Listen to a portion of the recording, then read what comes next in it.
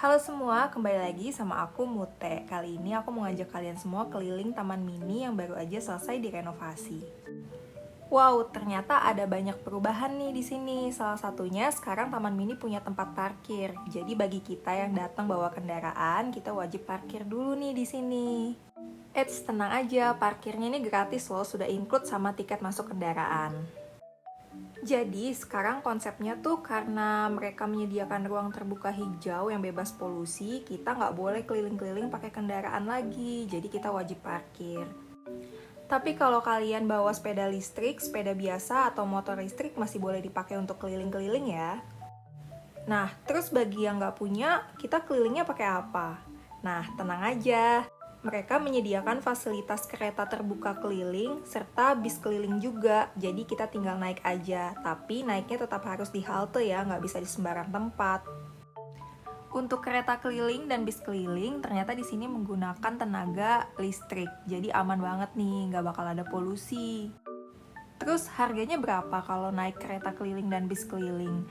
Kemarin sih aku gratis ya, nggak dipungut biaya sama sekali. Beda kayak taman mini yang dulu tuh, aku inget banget. Dulu kita harus ngeluarin uang 10.000 untuk sekali putaran. Kalau kereta layang ada di taman mini masih pada inget nggak sih? Terakhir kali aku ke taman mini sebelum direnovasi, seingatku kereta itu nggak berfungsi. Tapi pas aku datang kemarin, kayaknya mereka melakukan inovasi nih, pakai kereta yang lebih canggih dan modern, dan kayaknya juga pakai energi listrik sih. Cuma saat itu pas aku datang belum bisa kita naikin ya, kayaknya akan dibuka secara bertahap. Terus nih ya guys, yang paling kelihatan setelah renovasi ini adalah setiap bangunan atau anjungan di taman mini sekarang udah nggak ada pembatas atau pagarnya lagi. Tujuannya kayaknya untuk mempermudah pengunjung berpindah dari satu anjungan ke anjungan lain, jadi kita nggak perlu muter. Hal lainnya yang aku rasakan setelah renovasi ini, sekarang jalanan di seputaran taman mini tuh bagus banget dan banyak banget trotoarnya, jadi bagi para penjalan kaki juga nyaman banget untuk jalan. Terus di sana masih panas nggak sih? Ya jelas lah, namanya juga Jakarta pasti panas. Tapi aku merasakan sekarang di sini tuh lebih sejuk dan asri karena banyak banget pohon.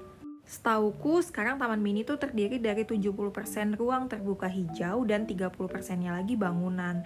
Jadi ada beberapa bangunan atau museum yang dihancurkan untuk dibuat taman. Kalau kalian mau cari udara segar atau mau olahraga, kayaknya taman mini tuh salah satu opsi yang cocok deh untuk kalian kunjungin. Kayak aku nih contohnya, aku sebenarnya datang ke taman mini tuh untuk olahraga. Dulu, sebelum direnovasi, taman mini tuh ada tempat penyewaan sepeda, jadi kita bisa olahraga keliling taman mini pakai sepeda sewaan. Tapi sekarang belum ada nih. Aku tanya petugasnya sih kayaknya bakal ada, tapi untuk saat ini belum dioperasikan. Jadinya aku sekarang olahraganya lari aja. Aku mau coba lari di trek baru yang ada di sekeliling Danau Nusantara. Kalau dulu Danau Nusantara ini dipakai untuk kita naik bebek-bebekan, sekarang bebek-bebeknya udah nggak ada ya. Sekarang danau ini dibuat jadi lebih estetik, dengan sekelilingnya diadakan trek lari atau bisa juga untuk naik sepeda nih di sini. Ini juga salah satu bagian yang baru aja direnovasi dari taman mini. Terlihat banget kan kalau danau ini jadi lebih bagus dan lebih berfungsi. Katanya kalau malam danau ini nyala loh karena banyak lampu-lampu yang ada di bagian trek lari ini di sekeliling danaunya. Jadi kayak terlihat lebih indah dan estetik gitu. Mungkin kalau kalian yang mau ngerayain tahun baru nanti di taman mini bisa coba dilihat ya, pasti bagus banget deh. Anyway, kemarin tuh pas di sini aku coba lari mengelilingi danau ini. Ternyata jaraknya tuh sekitar 1 kilo 300 meter. Jadi bagi kalian yang punya target lari atau bagi kalian yang suka lari, kalian bisa banget nih lari di sini. Lumayan deh kalau 3 kali keliling udah dapat 4 kiloan. Terus ini juga salah satu yang bikin aku salfok sama renovasi kali ini. Ada jembatannya gitu, bisa jadi spot instagramable gak sih? Dan ternyata banyak juga tuh yang pada foto-foto di situ. Lanjut ke tempat berikutnya, ada salah satu bangunan yang baru aja dibangun setelah adanya renovasi ini, yaitu kayak viewing tower gitu. Kalau kita naik ke atasnya, kita bakal bisa melihat sekeliling danau dari ujung sampai ke ujung. Viewing tower yang aku maksud namanya ini nih, Menara Pandang Saujana. Buat naik ke atasnya ada lift, jadi tenang aja, bagi kaum jompo kita nggak harus naik tinggi-tinggi kok, ada lift, tenang aja. Terus di sekeliling menara ini ada fasilitas yang oke banget. Ada toilet, ada musola, tempat wudhu, dan toiletnya juga estetik banget pastinya ya. Nah, kalau ini adalah view dari atas menaranya. Bisa kelihatan kan, di sini kita bisa ngeliat dari ujung danau ke ujungnya lagi. Jadi kayak kalau kalian mau mandang-mandang galau, di sini tuh cocok banget tempatnya. Anginnya juga sepoi-sepoi. Tapi kalau dibilang spesialnya menara ini apa sih, ya cuma buat ngeliat aja, namanya juga viewing tower, nggak ada apa-apa di sini. Jadi kalau mungkin disuruh balik lagi untuk naik, nggak sih, cukup sekali aja. Terus kalau liftnya penuh, ternyata di sini juga disediain tangga. Jadi kalau buat kalian kaum yang nggak sabaran bisa turun melalui tangga juga. Untuk anjungan dan rumah adat yang ada di Taman Mini, apa sih perbedaannya dari sebelum direnovasi dan setelah direnovasi? Untuk aku yang lumayan sering datang ke Taman Mini sebelum direnovasi kemarin, aku bisa bilang nggak banyak perubahan sih kayaknya. Ada beberapa bangunan atau anjungan yang kayaknya masih dalam tahap renovasi atau malah tidak akan difungsikan ya. Tapi yang terlihat jelas sih di sini jalanannya. Sekarang udah ada lajur sepedanya. Jadi terpisah antara jalur sepeda sama jalur mobil. Nah, ini aku lagi nunggu kereta, cuma ternyata penuh. Ya udah akhirnya aku naik bis aja. Aku naik bis untuk ngelihat Taman Mini secara keseluruhan, karena kalau jalan luas ya dan kayaknya aku tidak mampu juga. Jadi ya udah, kita lihat sekeliling Taman Mini dengan wajah baru ini melalui jendela bis. Untuk letak museumnya masih sama, nggak ada perubahan, dan aku udah pernah ngunjungin museum ini, jadi aku nggak bakal ngunjungin lagi karena kayaknya bakal sama-sama aja sih. Untuk tampilan setiap museumnya terlihat lebih bagus dan kayaknya dicat ulang, jadi terlihat lebih estetik dan rapih. Karena saat aku datang ini masih uji coba pembukaan secara terbatas, jadi belum banyak orang yang datang. Tapi aku yakin mungkin nanti kalau udah dibuka secara umum, bakal banyak sih pengunjungnya. Di beberapa anjungan juga udah lumayan banyak sih ada acara-acara. Contohnya pas aku datang kemarin lagi ada acara di Anjungan Bengkulu. Jadi kayak ada festival seni budaya gitu. Jadi lumayan ramainya di beberapa tempat aja. Untuk di tempat-tempat lain masih pada sepi sih.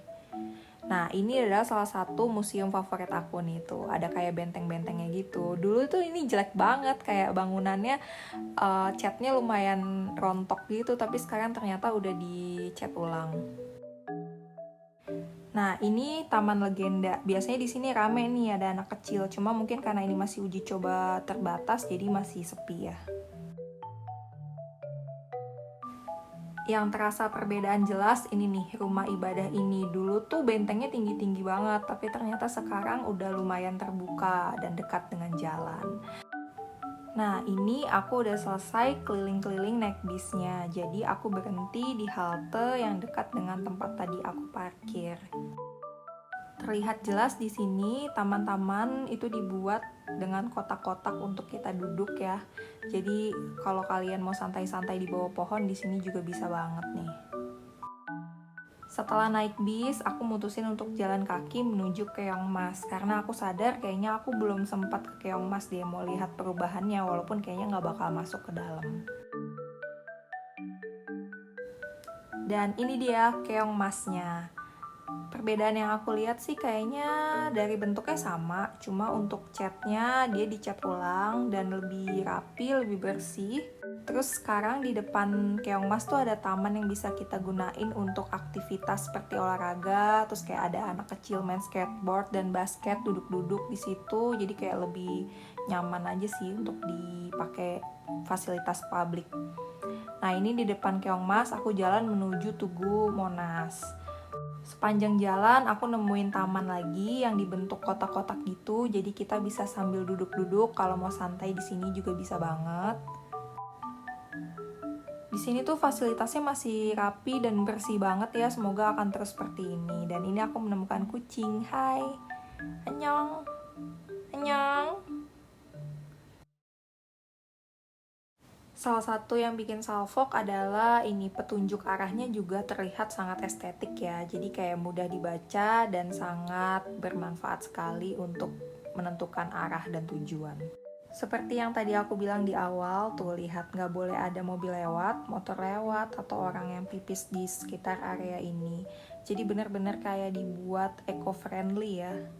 Dan dari tadi kalian sadar nggak sih kalau di sini tuh banyak banget disediain tong sampah. Jadi kayak nggak boleh buang sampah sembarangan dan tong sampahnya juga estetik banget lagi. Di area sekeliling Monas dulu nih ubin, jadi kita jalannya di atas keramik, tapi sekarang diisi dengan rumput, tapi tetap bisa dilewatin sih. Nah, setelah puas ngeliat-liat Monas nih, aku mutusin untuk pindah ke tempat selanjutnya, yaitu mencari makan. Di jalan menuju tempat makan, ternyata aku melewati stasiun untuk naik kereta gantung. Tapi aku nggak naik ya, karena aku takut. Setauku sih kalau kalian mau naik bisa dari sini, nanti bayarnya tuh sekitar 50 ribuan per orang.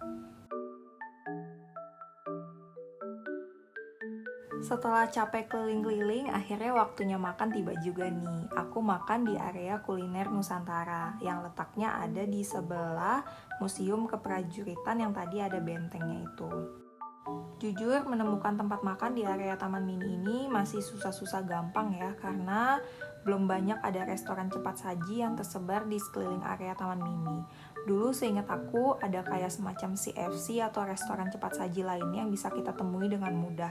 Tapi karena masih tahap uji coba pembukaan juga kali ya, jadi kayak pihak Taman Mininya belum banyak kerjasama sama restoran-restoran itu.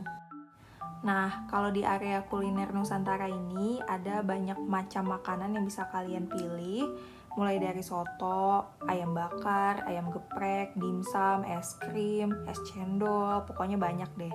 Untuk harganya sih masih standar ya, cuma di sini kita nggak bisa bayar pakai cash, harus pakai cashless. Kalian bisa gunakan OVO, Dana, ShopeePay, atau pakai QRIS. Ini makananku udah dateng, aku beli ayam cabai hijau dan juga coto Makassar. Lalu ini aku beli es krim Singapura gitu, cuma ternyata mahal, kayak 22.000 segitu doang. Setelah kenyang dan capek jalan-jalan, aku mutusin untuk pulang aja karena udah lumayan siang, udah jam 11 siang gitu. Jadi aku balik ke parkiran. Dan setelah aku keluar dari parkiran, aku menemukan antrian panjang pengunjung ini yang ternyata lagi antri buat naik kereta. Ternyata bener, semakin siang tuh semakin rame. Jadi kalau kalian mau cari udara segar, sebaiknya sih datangnya pagi ya. Nah, ini aku menuju area pulang. Untuk masuk dan pulangnya sekarang ganti pintu ya. Kalau dulu di pintu 1, sekarang kita masuk dan keluarnya itu melalui pintu 3 Taman Mini. Nanti akan ada petugas yang ngarahin atau banyak juga petunjuk-petunjuk arah. Jadi kalian gak usah takut tersesat atau bahkan kebingungan nyari pintu keluar karena udah jelas arahnya gitu. Udah deh, sampai sini dulu ya vlog jalan-jalan ke Taman Mini. Semoga bermanfaat bagi kalian yang mau mencoba wajah baru Taman Mini. See you!